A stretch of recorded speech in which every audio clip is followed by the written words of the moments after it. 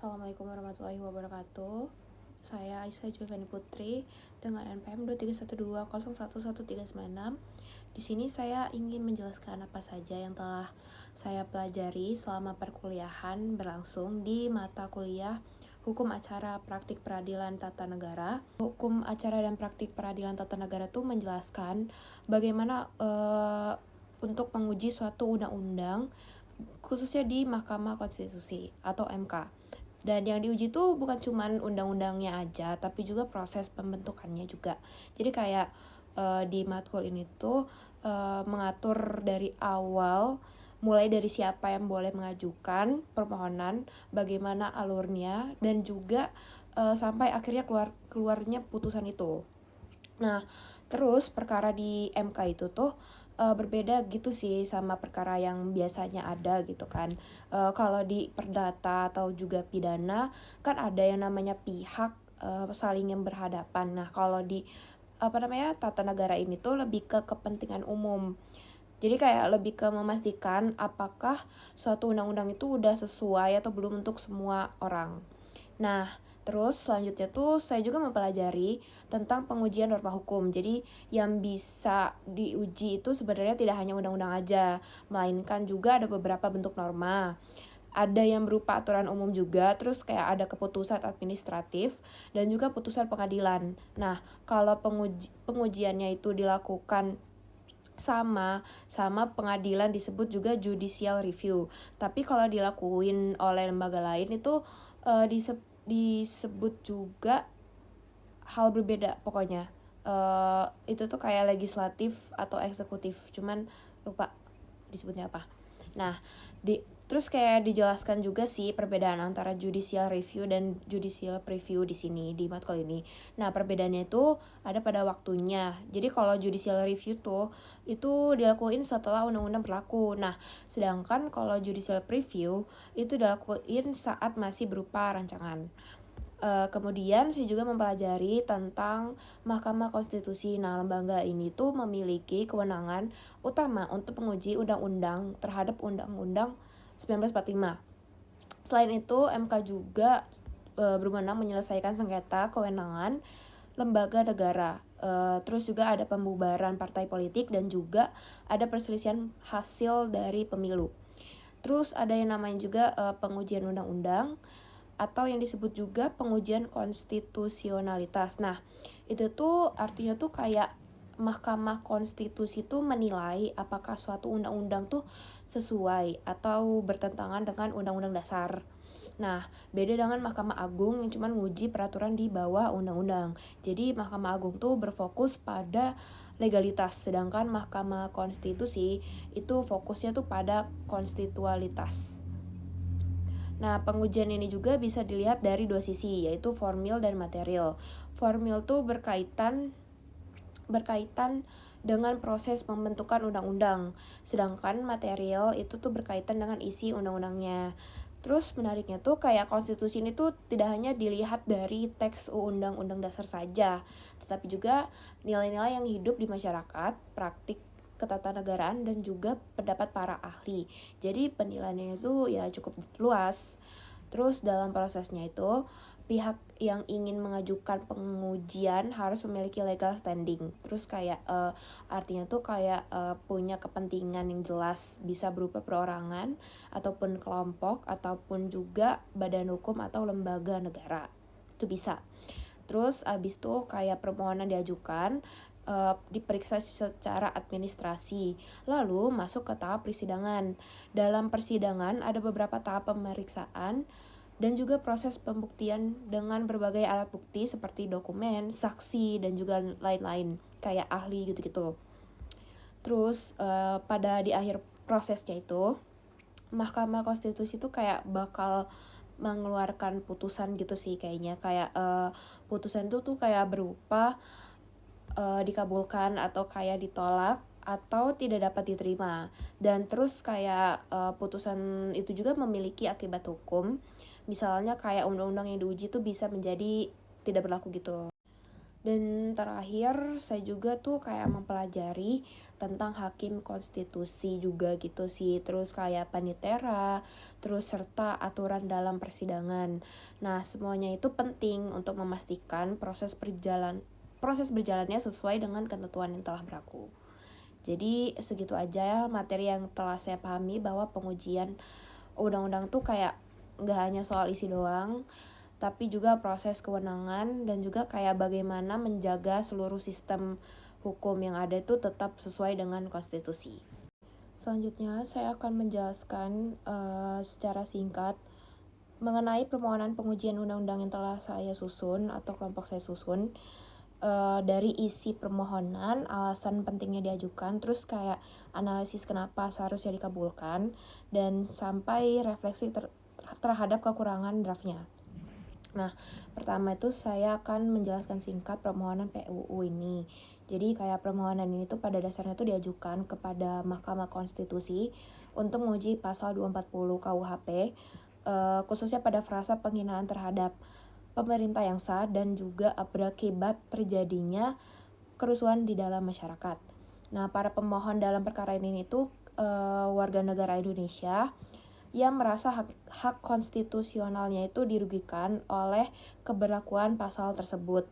Hak yang dimaksud tuh kayak terutama adalah kebebasan berekspresi, menyampaikan pendapat, dan juga memperoleh informasi sebagaimana dijamin di dalam Undang-Undang Dasar 1945.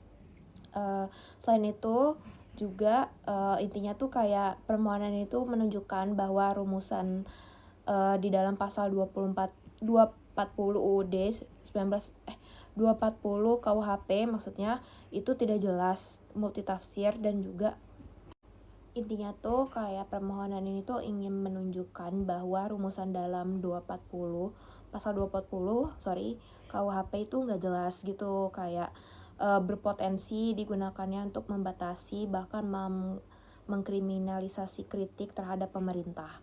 Terus kayak selain itu juga norma ini tuh kayak nganggep menimbulkan rasa takut di masyarakat, kayak terutama karena ada ancaman pidana negara.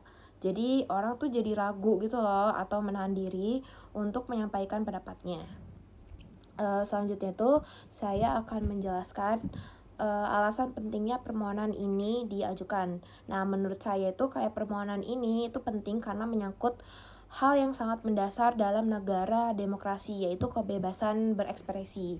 Jadi kayak dalam draft permohonan dijelaskan bahwa kebebasan menyampaikan pendapat itu bukan sekedar hak biasa, tapi hak konstitusional yang dijamin langsung oleh Undang-Undang Dasar 1945.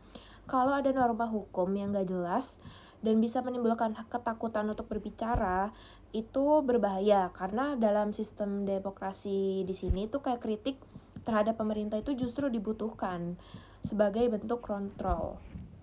Selain itu juga ada masalah besar terkait ketidakpastian hukum. Frasa seperti penghinaan terhadap pemerintah itu tidak punya definisi yang jelas, jadi bisa ditafsirkan berbeda oleh aparat penegak hukum. Hal ini tuh membuka peluang terjadinya penyalahgunaan kekuasaan. Kritik bisa saja dianggap sebagai penghinaan, padahal seharusnya itu ya dilindungi gitu loh. Terus kayak ditambah lagi adanya frasa berakibat kerusuhan juga, itu kayak gak jelas batasannya, jadi kayak tidak dijelaskan apakah harus ada kerusuhan nyata atau cukup potensinya saja. Ini membuat standar hukumnya tuh jadi kabur. Jadi pentingnya permohonan ini itu bukan hanya untuk pemohonnya saja, tapi juga untuk menjaga kualitas demokrasi secara keseluruhan. Selanjutnya saya masuk ke bagian analisis mengapa permohonan ini harus dikabulkan ya. Menurut saya ada beberapa alasan kuat kenapa Mahkamah Konstitusi itu seharusnya mengabulkan permohonan ini. Itu pertama dari sisi asas legalitas dalam hukum pidana. Dalam draft itu kayak dijelasin bahwa suatu norma pidana itu harus jelas, tegas, dan juga tidak multitafsir. Tapi pada pasal 240 KUHP itu justru kebalikannya. Jadi kayak frasa yang digunakan itu kayak diberikan batasan yang pasti, sehingga bertentangan bertentangan dengan prinsip nullum crimen sine lege certa. Kedua itu kayak dari sisi kepastian hukum itu UUD 1945 itu menjamin bahwa setiap orang itu berhak atas kepastian hukum yang adil. Kalau suatu aturan itu bisa ditafsirkan secara luas dan juga subjektif, maka warga negara tuh jadi tidak tahu dong batasannya. Ini jelas melanggar prinsip tersebut. Terus juga yang ketiga, dari sisi kebebasan berekspresi, dalam draft itu kayak dijelaskan bahwa norma ini tuh berpotensi menimbulkan chilling effect, yaitu kayak kondisi di mana masyarakat takut untuk berbicara atau kayak berekspresi gitu. Padahal dalam negara demokrasi itu ya kebebasan berpendapat itu ya hal utama nggak sih, kayak bahkan kritik terhadap pemerintah itu ya bagian dari sistem apa ya bahasanya itu check gitu loh, kayak ya biar balance aja gitu. Terus yang keempat, dari sisi proporsionalitas itu kayak ancaman pidana penjara sampai 3 tahun untuk sesuatu yang belum jelas definisinya itu terlalu gak make sense atau kayak terlalu berat atau kayak ya gak seimbang gitu. Terus kelima, dari sisi potensi abuse of power itu kayak norma yang kabur itu memberi ruang bagi aparat untuk menafsirkan secara subjektif. Ini bisa mengarah ke kewenang-wenangan. Jadi kayak kalau lihat dari secara keseluruhan, norma dalam pasal 240 KUHP itu kayak bermasalah secara konstitusional, baik dari segi kepastian hukum, juga kayak kebebasan berekspresinya, terus juga kayak maupun prinsip negara hukum. Karena itulah menurut saya sangat masuk akal jika permohonan ini tuh harus dikabulkan oleh MK. Setidaknya untuk menyatakan bahwa frasa-frasa tersebut itu kayak tidak mempunyai kekuatan hukum mengikat. Terus yang terakhir tuh saya akan menjelaskan evaluasi kekurangan dari permohonan ini. Itu walaupun secara substansi sudah kuat, menurut saya masih ada beberapa kekurangan. Kekurangan yang pertama itu dari segi penyusunan itu ada beberapa sih, kayaknya tuh kayak bagian masih terlalu kayak panjang gitu. Terus juga kayak misalnya kayak penjelasan mengenai kebebasan berekspresi dan juga ketidakjelasan norma itu muncul berulang-ulang dengan pola yang 11-12 kayak mirip-mirip gitu. Terus ini juga kayak bisa buat argumen dari jadi terasa kayak ribet gitu sih, padahal sebenarnya poinnya tuh kayak udah jelas. Terus kedua, dari segi fokus argumentasi itu kayak jumlah alasan yang disampaikan tuh kayak lumayan cukup banyak sih ya kayaknya. Mulai dari teori keadilan, terus kayak asas legalitas, dan juga kayak teori demokrasi. Tapi kayak ini tuh justru membuat fokus utama jadi kurang tajam. Terus akan lebih kuat kalau misalkan argumen itu kayak diprioritaskan pada beberapa poin utamanya aja gitu. Jadi kayak nggak bikin bertele-tele. Misalnya kepastian hukum dan kebebasan berekspresi.